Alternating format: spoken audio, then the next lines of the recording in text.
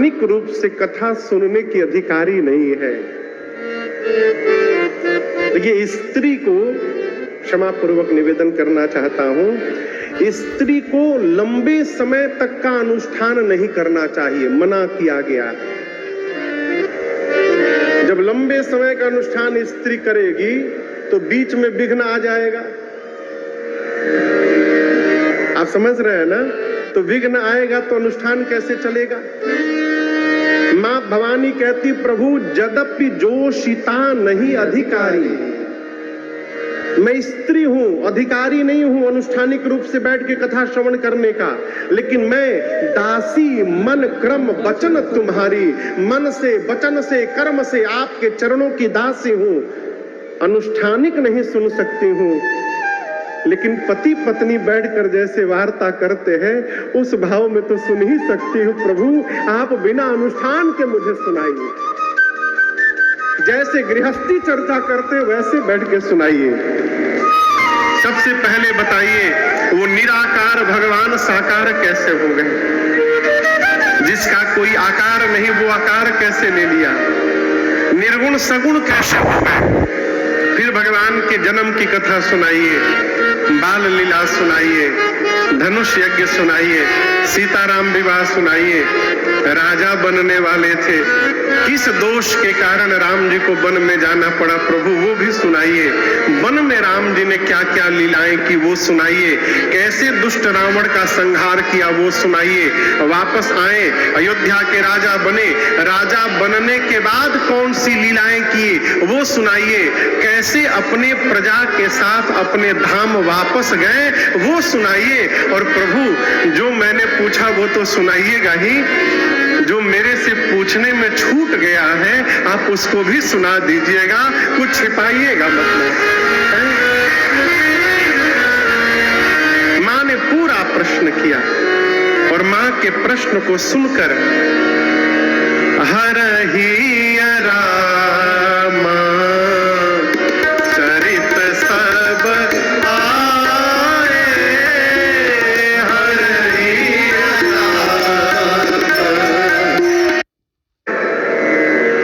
भगवान शंकर जैसे हृदय में रघुनाथ जी का दर्शन प्राप्त हुआ, परमानंद मिला, और जैसे परमानंद मिला भगवान शंकर ध्यान में प्रवेश कर गए, ध्यान अवस्थित हो गए। बाबा कहते हैं, मगन ध्यान रस दंड जुग पुनि मन बाहिर की, रघुपति चरित महेश तब हरसित बरन। मगन ध्यान रस।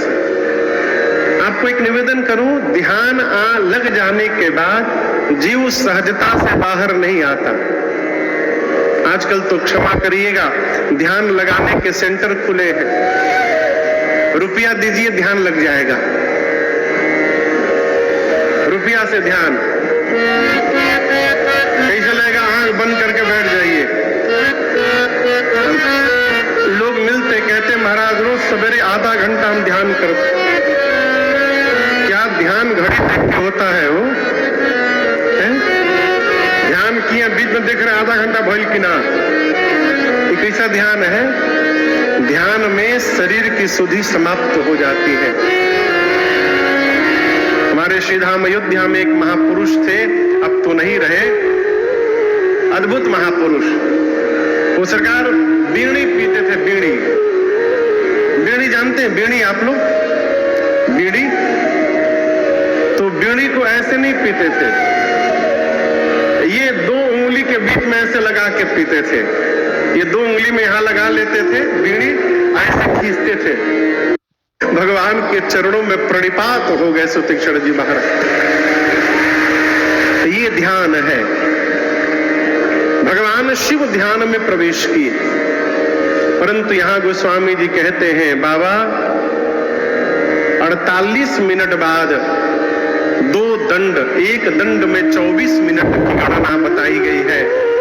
मगन ध्यान रस दंड जुग, उसके बाद पुनिमन बाहिर 48 40 मिनट बाद ध्यान से बाबा बाहर आए। बाहर क्यों आ गए? भगवान शंकर विचारे,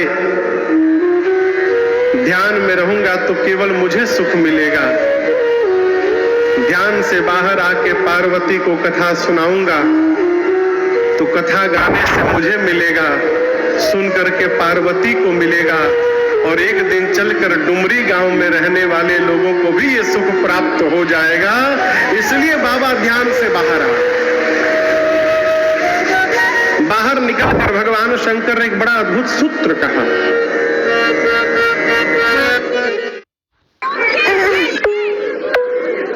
रेगुलर न्यूट्रिशन ड्रिंक देने के बाद भी ग्रोथ में पीछे क्यों?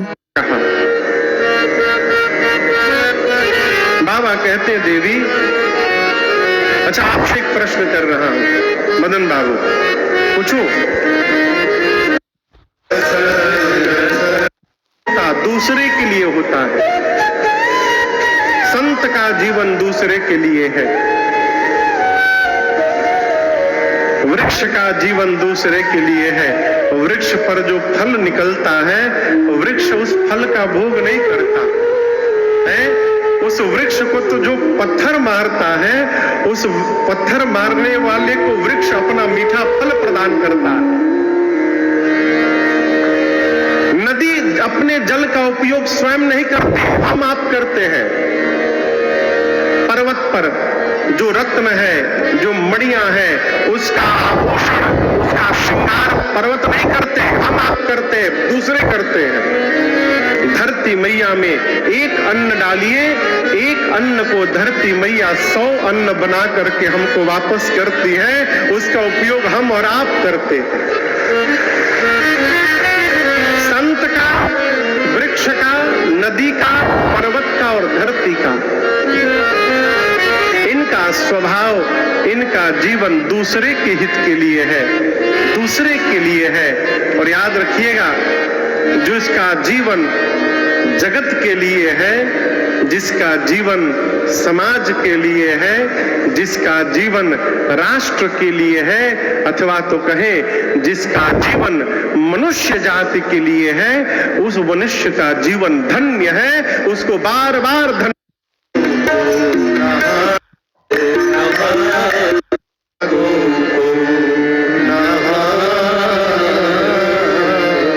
शंकर कहते हैं, देवी, एक बात तो मैं जानता हूं। क्या? तुम रघुबीर चरण अनुरागी, कीन्हेहु प्रश्न जगत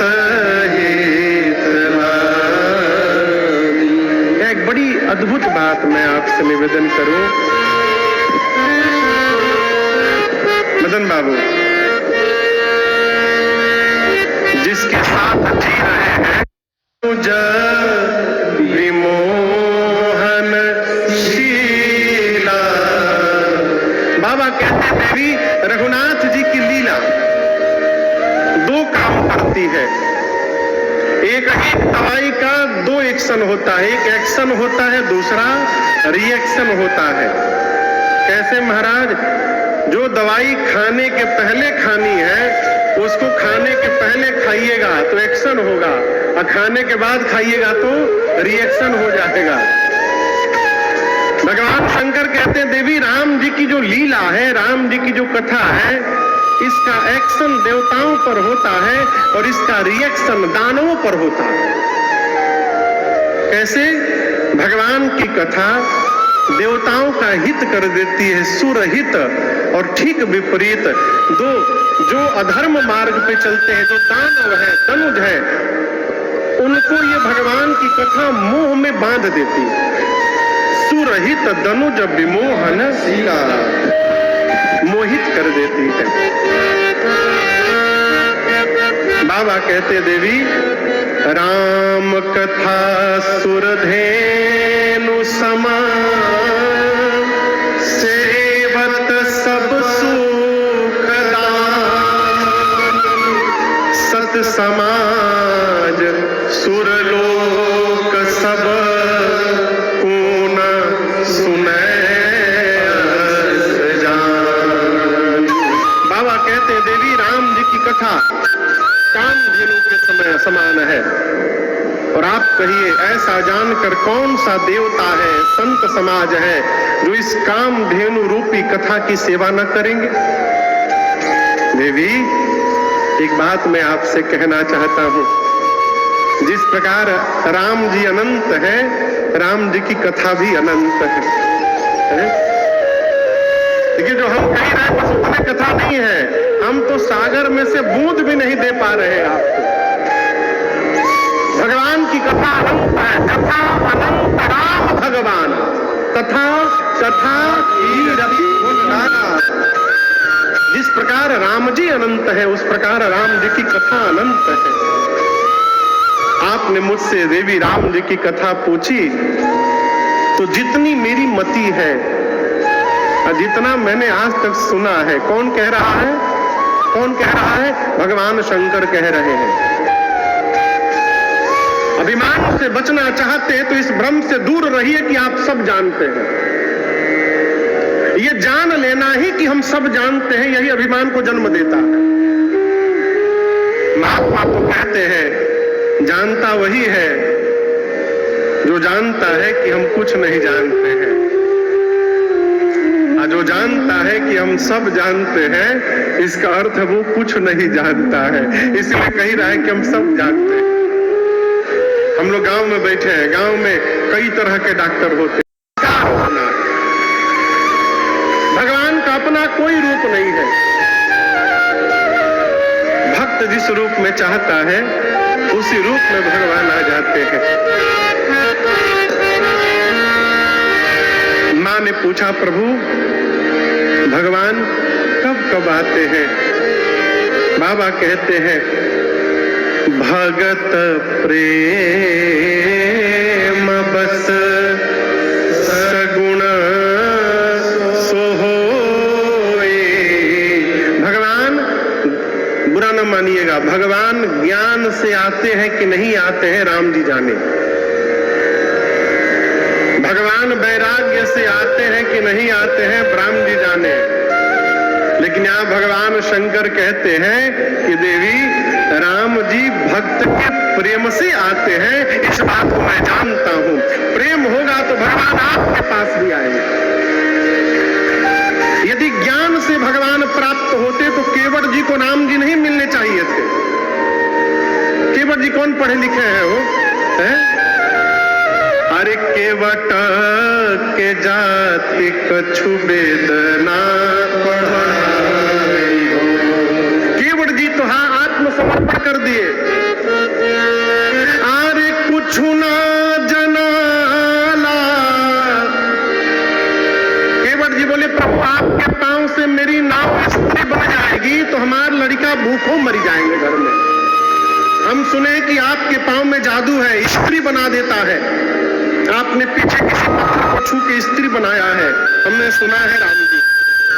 आप ही कहिए, एक ही नाव है हमरे लगे, रुपया पैसा भी नहीं है कि नाव चली जाएगी तो दूसरा नाव बना